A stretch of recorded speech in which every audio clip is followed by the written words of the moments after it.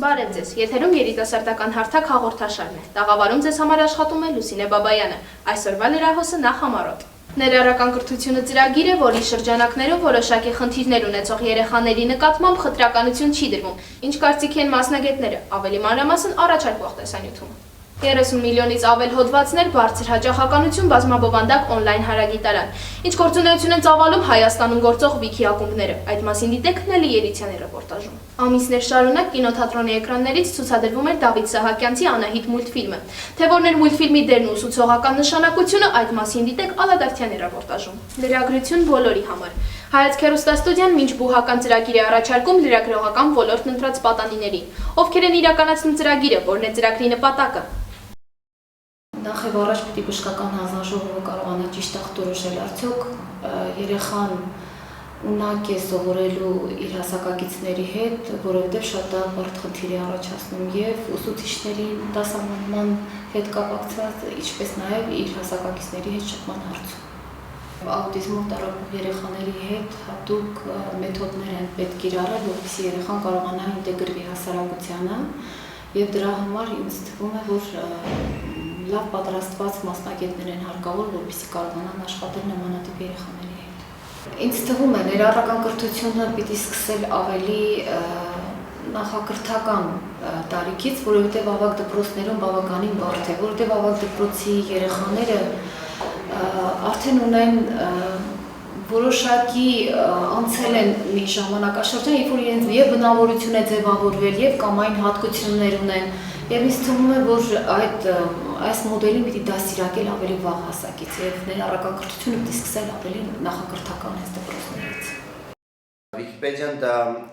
հանրամատչելի հանրագիտարան է, որից օգտվում են բոլորը։ Վիկիպեդիայում առաջին հայերեն հոդվածը ստեղծվել է 2001 թվականին, դա եղել է Հայաստան հոդվածը, որտեղ ներկայացված էր Հայաստանի պատմությունը եւ Հայաստանի բոլոր տվյալները, ինչը որ անհրաժեշտ է Հայաստանի ճանաչելու համար։ Ամեն անգամ յուրաքանչյուր հոդված կարող է խմբագրվել եւ անդադար փոփոխությունների ենթարկվել եւ ժամանակին զուգընթաց մենք այդ փոփոխությունները կատարում ենք հենց հայերեն Վիկիպեդիայում։ Հայաստանում ակտիվ խմբագիրների թիվը կազմում է մոտ 600, սակայն մենք ունենք խմբագիրներ, որոնք պասիվ են եւ նրանց թիվը մոտավորապես 37000 է կազմում։ Քույր նախագծերը դրանք Վիկիպեդիային մոտ կանգնած նախագծերն են, որոնք իրականացնում է Wikimedia կազմակերպությունը։ Քույր նախագծերից են օրինակ Wiki բառարանը, Wiki գրքերը եւ այլն։ Օրինակ Wiki բառարանում ստեղծվում են բառ հոդվածներ, որոնք իմիջիայլոց ստեղծվում էին նաև Wiki ճամբարների ընթացքում եւ վերջին Wiki ճամբարների ընթացքում ստեղծվեց մոտավորապես մեկ հերթափոխի ընթացքում 6000 բառ։ Որ մուլտֆիլմն է ձեր կարծիքով ազգային։ Ես ազգային մուլտֆիլմեր դեռ չեմ տեսնում։ Անահիտ մուլտֆիլմը նայել ես։ Այո, Եվ ինչ կասես, լավ մուլտֆիլմ էր։ այո, Ինչ սովորեցիր այդ մուլտֆիլմից։ որ պետք է բոլորը բարի լինեն։ Բայց որը քեզ ավելի շատ դուր եկավ, հեքիաթը թե մուլտֆիլմը։ Երկուսն էլ։ Չէ՞ որ կառանձնացնես, որը ավելի շատ քեզ դուր եկավ, որը ավելի շատ քեզ հոգեհարազատ է։ Ինձ ավելի հոգեհարազատ է Ղազարե Սաղայանինը։ Իսկ չտեսեք ինչ-որ մի մինուս, որը պետք չէր որ մուլտֆիլմում լիներ, որովհետև քննադատությունները շատ են։ Դուք ինչ կասեք այդ մուլտֆիլմի վերաբերյալ։ Կոնկրետ ինձ մուլտֆիլմը շատ դուր է եկել։ Ես չեմ քննադատում, որովհետև ամեն մարդ իր աչքով է նայում, ու եթե ես ռեժիսոր լինեմ, միգուցե իմ ֆիլմները ուրիշներին կամ իմ մուլտֆիլմները ուրիշներին դուր չգա, այնպես որ ես չեմ քննադատում, իսկ մուլտֆիլմի միջի հետ եղած այդ կատակերգական մասերը ինձ շատ դուր են եկել, որ փոփոխված էր։ Քույրս նանան եկավ այդ առաջարկով, հենց կոնկրետ Անահիտի հետ վերաբերել, ասաց մեկ նորից կարդացեք ու մտածեք ինչ հնարավոր է թե չէ։ Մենք վերցեցինք վերհիշեցինք հեքիաթը եւ հասկացանք, որ իսկապես թույլ է տալի ծավալվել եւ ուղղակի մի քանի էջանոց հեքիաթից ստանալ լիամետրաժ ֆիլմի սցենար։ Եթե մենք ուղղակի վերցնենք 4 սյուժե եւ 4 կրկնենք, դա չէր լինի մեր արած աշխատանք, կոնկրետ սցենարի վերաբերյալ։ Կարծում եմ, որ փայլուն աշխատանք է տալի հենց դրամատուրգ Վարամ Սահակյանը, որը եւ գտավ գաղափարը, որ տեքստը չի չափածով, որը որ չկա հեքիաթում, դրա համար նոր շրջվեցինք այդ հեքիաթին եւ եթե վախենանք մատով կպնել ինչ-որ մի ստեղծագործությունների, որի հիման վրա նկարահանում ես ֆիլմ, դեպքում ոչ մի բան պետք չի անել։ Մեր ամենամեծ խնդիրն նա է, որ մենք ստիպված ենք անել ֆիլմը մինում 3-4 տարի։ Նաև ավարտել ենք այս տարի մի կարճամետրաժ ֆիլմ, 7 րոպեանոց ֆիլմ, որ Թանես Պապազյանի «Կլոր աստվածներ» համանուն հեքիաթի հիման վրա արած մի ֆիլմ։ Դեռ այդքանը վստահ կարող եմ ասել ինչ է սպասվում։ Ամբողջ խնդիրը կայանում, որ մեր խմբը այդքան մեծ չի, մենք ունենք հնարավորություն աճելու եւ արդեն աճել ենք, երբ որ մենք սկսել ենք անայդ մենք ընդհանրապես 10 հոգանոց խումբ ենք, որից կոնկրետ անիմատորներն ու ցիկլիկատորները ընդհանրապես 2-ն ենք։ Այսօր մեր խումբը բավականին աճել է եւ արդեն 25 հոգուց է բաղկացած։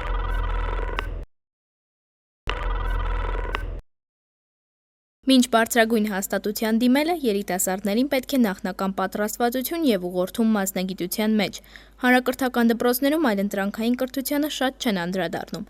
Ներկայումս ամենատարածված եւ հետաքրքիր մասնագիտությունները, որոնցով հետաքրքրված են շատերը, լրագրությունն է եւ դերասանական արվեստը։ 2015 թվականին բացվեց Հայացք հեռուստադպրոցը, թե ինչ նպատակով եւ ինչ գործունեություն են ծավալում, կներկայացնի հիմնադիր տնօրեն Անի Հայրապետյանը։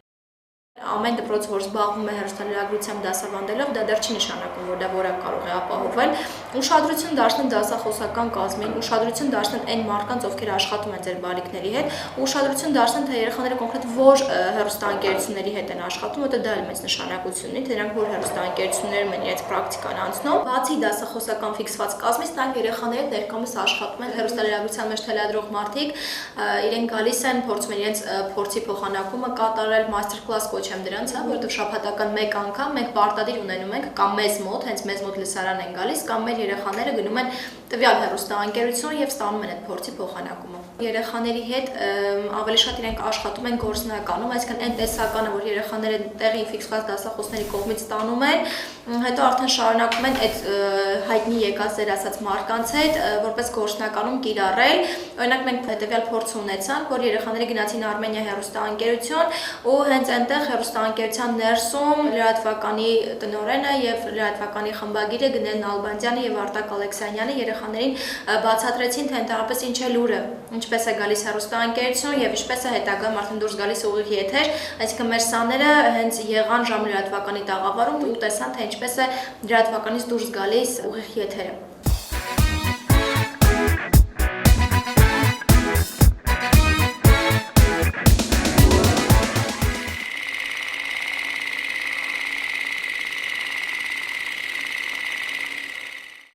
Ողջույն, ես Կարեն Կոլոսովն եմ եւ շարունակելով երիտասարդական հարթակի թողարկումը ներկայացնում եմ կինոակումբ Plus Edge-ը։ Յուրաքանչյուր շաբաթ ներկայացնելու եմ հայկական եւ արտասահմանյան կինոշուկայի ամենավորակյալ, ամենագեղեցիկ եւ պահանջարկ վայելող ֆիլմերն ու դրանց դերասանական ստեղծագործական կազմը։ Բարի գալոս։ Այսօրվա հաղորդման անդրադառնալու ենք Ավագյան Production-ի կողմից նկարահանված Ճամբարում մանկապատանեկան ֆիլմին։ Ֆիլմը նկարահանվել է 2014 թվականին 15 օրվա ընթացքում, իսկ պրեմիերան տեղի ունեցել նույն թվականին սեպտեմբերի 22-ին։ Ճամբարումը Հայաստանի Հանրապետության անկախացումից հետո առաջին մանկապատանեկան ֆիլմն է։ Ֆիլմի ռեժիսորը Աշոտ Հակոբյանն է, մտահղացման հեղինակը եւ պրոդյուսերը Հայկ Ավագյանը, սցենարիստը Կարլ Աբրահամյանը։ Ֆիլմում նկարահանվել են Լալա Մնացականյանը, Ռուբեն Կարապետյանը, Արթուր Հակոբյանը, Անետա Մանջանյանը եւ այլք։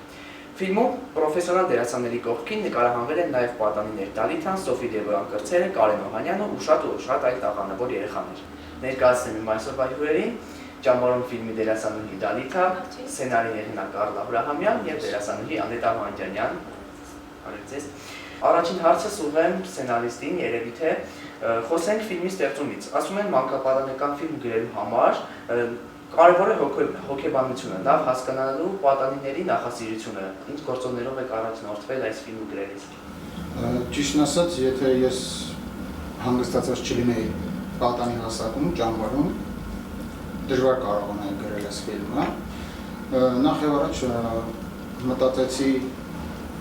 այսօր ինչով են զբաղվում պատանիները, մեր ժամանակում ինչով են զբաղվում, ու մի բան պատկերացի, եթե ինտերնետ չլինի, ինչ կլինի, ինչով կզբաղվեն երեխաները։ Ու սկսեցի աշխատել սցենարի վրա։ Նախ, սցենարի վրա սկսել եմ աշխատել, երբ որ պրոդյուսերն ասել, որ իրեն հետաքրքրում է նմանատիպ սցենար։ Այստեղ չկա ինտերնետ, Իսկ դու այն ավտոմատով են խողություն ես։ Այստեղ կա 7 քաշ։ Բայց ինչ օգատից չի։ Անուն գրոցի, ավալլա եւ վերջապես։ Երբ եք հաց ուտելու։ Ալիթա, հանրությունը քեզ ծանոթ է տեսնել որպես երգչուհի։ Իսկ Ճամբարում ֆիլմը որպես դերասանական կարիերայի կարելի ասել դեբյուտային ֆիլմ էր։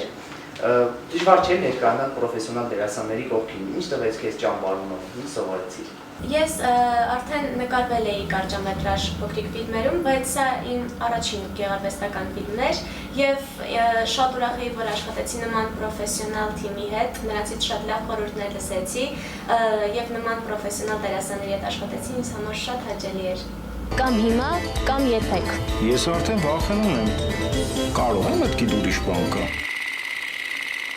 Անետա, ընկեր Հասմիկի կերպարով ներկայացրեք որպես Կարմիր ջոկատի, ջոկատավարի, ուստի հարցս պատահական չէ ձեզ։ Ո՞րն է Ճամբարում ֆիլմի ուսուցողական իմաստը, ինչ այն կտա պատանին։ Պատանիներին հիմնականում կտա ուսուցանել նրանք ինչպես առօրյայում ապրել առանց ինտերնետ, առանց հեռախոս, առանց համակարգիչ, որը հիմա բոլոր երեխաները դրանով են սպասում, այո, հիվանդություն է։ Մեր ժամանակներում հիմնական մենք ինչ ճամբար ֆիլմում կա, այդ խաղերը, փոքր ժամանակ դուրս էին գալիս խաղում էինք այդ խաղերը, ես հիշում եմ Ռեզինը հենց, այդ պախկվոցին, հալամուլա, այդ խաղերը բոլորը կա ճամբար ֆիլմում, որը հիմա չկա, մեր երեխաները չեն զբաղվում դրանով։ Վիրտուալ է տեղափոխում է։ Այո, իհարկե։ Իսկ ես Կարմիր ջոկատի ջոկատավարուհին էի, իմ կերպարը շատ խիստ, պարտաճանաչ, պարտավորված կերպար էր, որը շատ սիրում էր իր երեխաներին, մեծ շատ չարաճճի էի։ Խառը, խոսքս ուղեմ կրկին նայեց։ Ճամբարում կարելի ասել վերնագիրն արդեն իր մեջ որոշակի սահմանափակումներ է դնում, սահմաններ է դնում։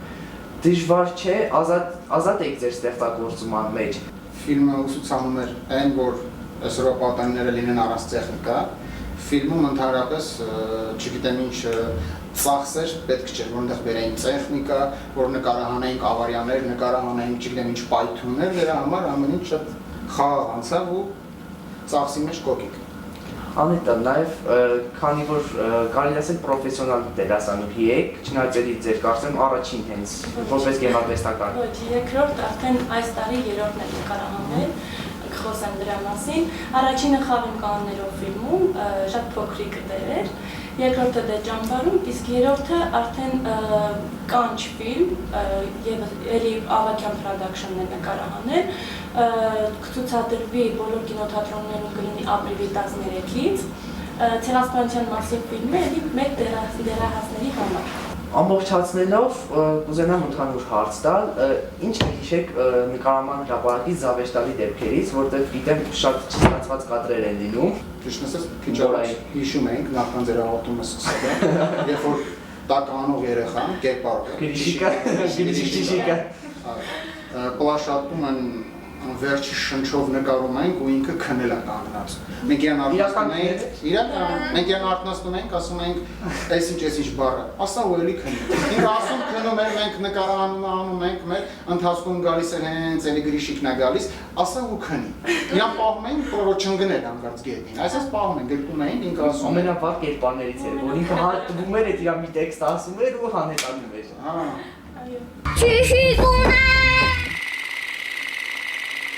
Դավիթա, ամփոփման խոսքը քեզ, դու ինչ կասես ընդհանուր ֆիլմից, քո կերպարի մասին, եթե լինի երկրորդ եթերաշրջան կցանկանաս նկարահանվես։ Դե իմ կերպարը շատ լյուսին, շատ խելացի աղջիկ էր եւ ով ցանկանում էր հաստատել, այսպես ասեմ, արդարություն ճամբարում եւ ամեն մեկին իր տեղը դնել։ Եվ նա որոշ չափով խիզախ էր եւ ես կասեի, որ մեր նմանությունը այն էր, որ նա իր ընտանիքի միակ աղջիկն էր, միակ զավակն էր եւ իհարկե կցանկանամ, որ երկրորդ ֆիլմը լինի, որովհետեւ այդ հիշողությունները շատ եմ կարոտում եւ կցանկանամ նորից այդ օրերը ապրել եւ նորից մենք անձնակազմի հետ աշխատել։ Դե լավ կերպար բացատրեցիր, ո՞ր գրեմ։ Սենարիստը Պատրաստ եք։ Այո։ Ստեցեք։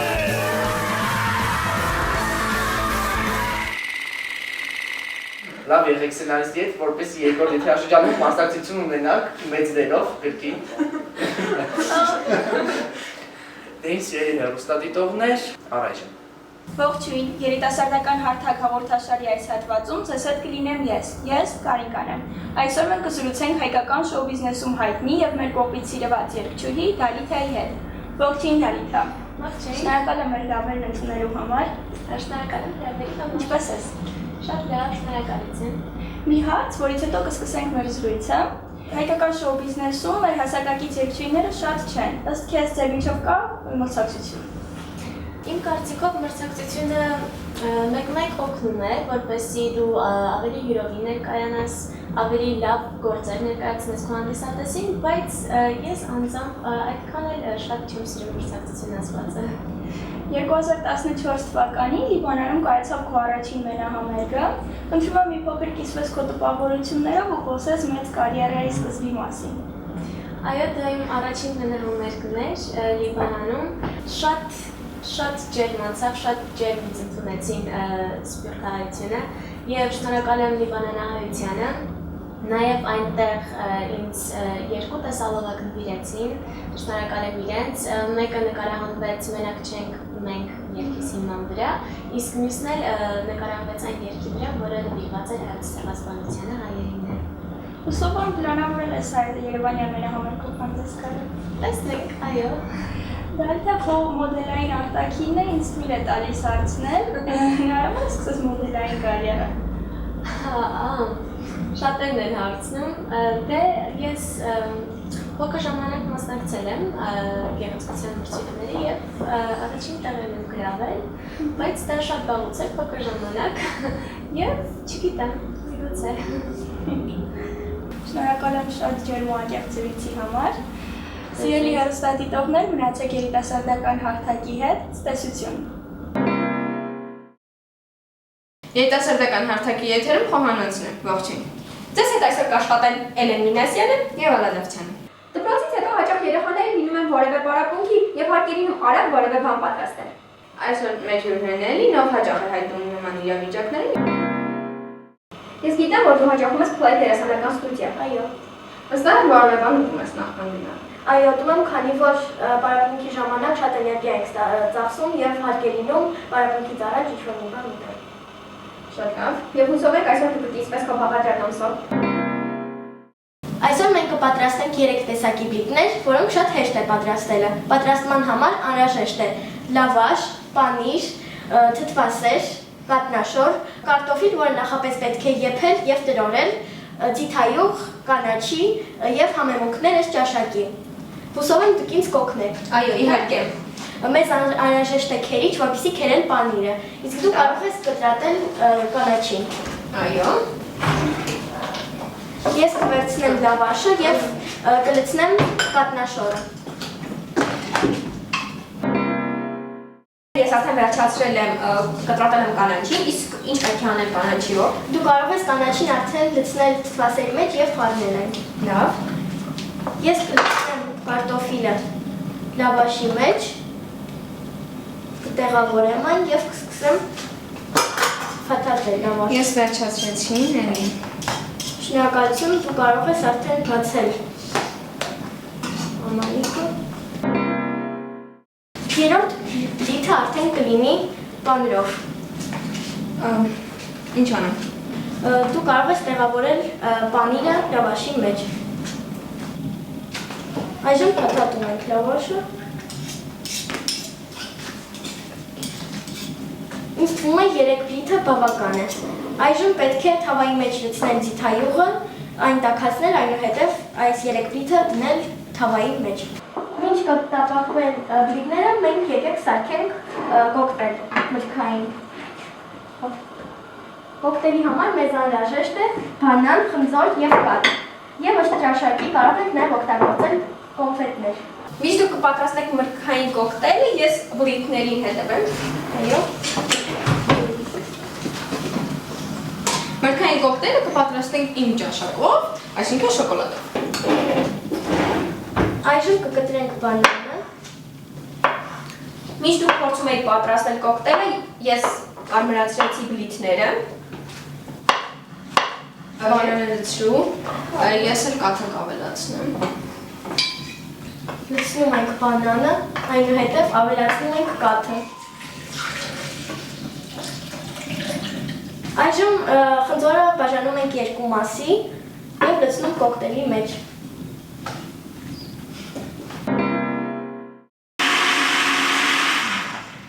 Այժմ վերցնում ենք թթվասերով կանաչին և լցնում բլիթների վրա։ Ես արդեն վերջացրեցի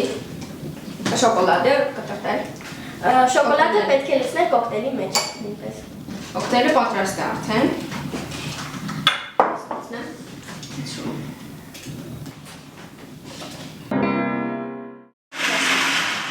Խնդրեմ որելի կանաչի կտրտես, որպեսզի ձևավորենք։ Իհարկե։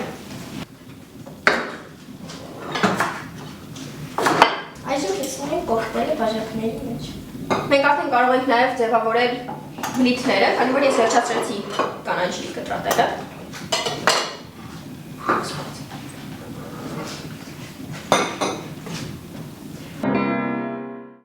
Մինչ երիտասարդական հարթակը կշարունակի իր աշխատանքը, մենք էլ կհամտեսենք մեր պատրաստածը։ Շնորհակալություն Լենի հյուրը կարվելու համար։ Ձեզ էլ եմ շնորհակալ։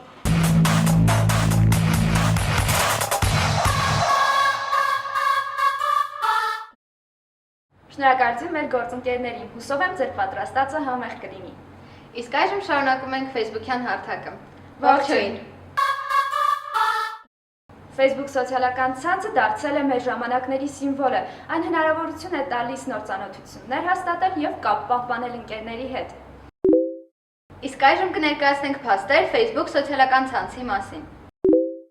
Օրինակ, եթե ցանկանում եք փոխել լեզուն, դա կարող եք անել սոցիալական ցանցի կարգավորումներում։ Սրա մասին գիտեն գրեթե շատերը, սակայն քչերը գիտեն, որ աշխարհի տարբեր լեզուների շարքում կարող են գտնել նաև անգլերեն շրջված տարբերակը։ Այս դեպքում տառերը գրված են գլխիվայր։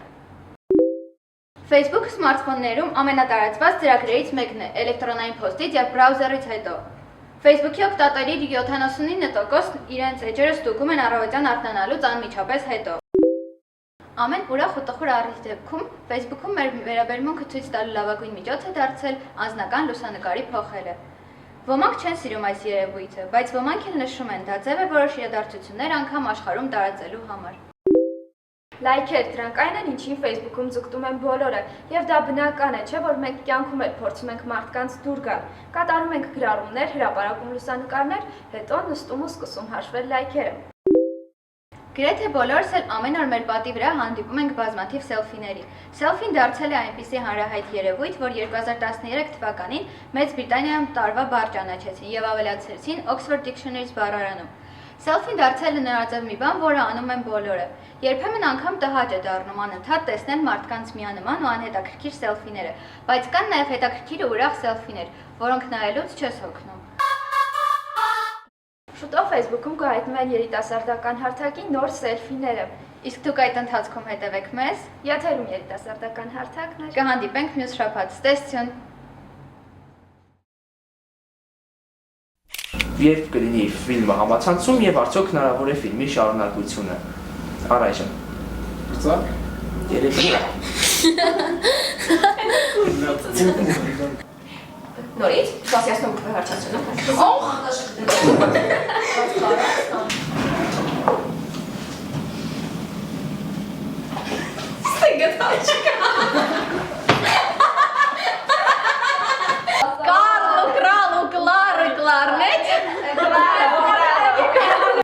Բեռլինի համալսարանում անցկացված ուսումնասիրությունների համաձայն Facebook-ի յուրաքանչյուր երրորդ օգտատեր իր կյանքից դժգոհության զգացում է ունենում այդ սոցիալական ցանց այցելելուց առաջ։